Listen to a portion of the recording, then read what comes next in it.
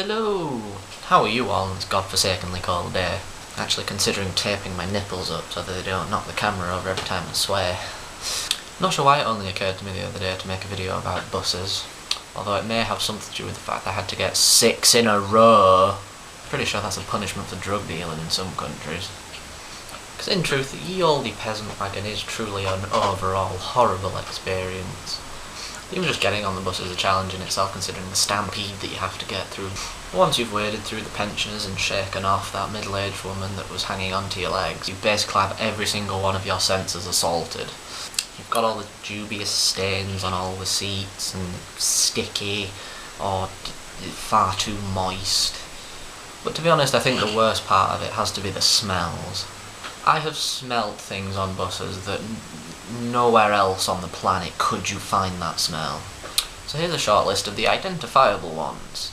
Day old takeaway, beer, cheap cider, wine, marijuana, and wine, feet, dog, when there is no dog.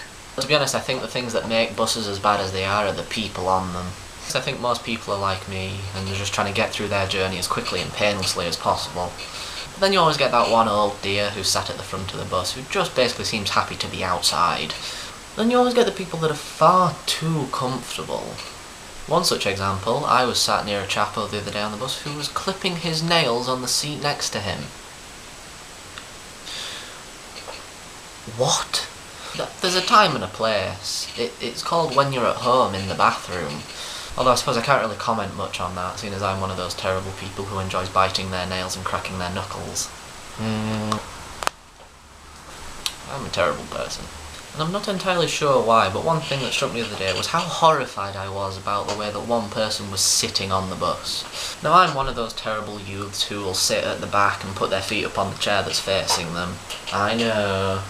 This particular case in point, I was sat in one back corner and the other back corner was also occupied. So when this new young lady decided to stride to the back of the bus to sit down and sat directly in the middle, I'd expected at very least to choose one side to put her feet up on. But no.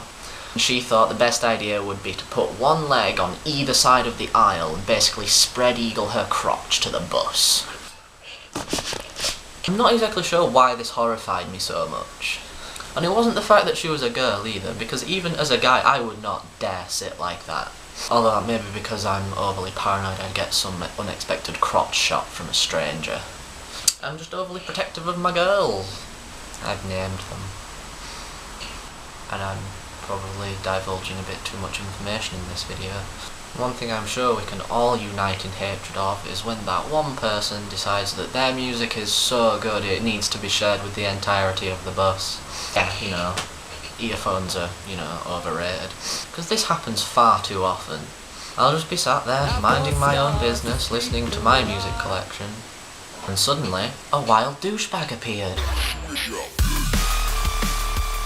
Now what I normally do in these situations is realise there isn't a high enough volume setting and basically shrivel up into a ball and die a little inside. When really what should happen is this.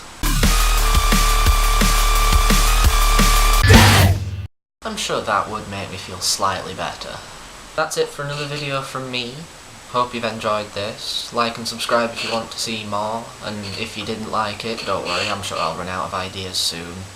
Hopefully I'll see you next time. Bye!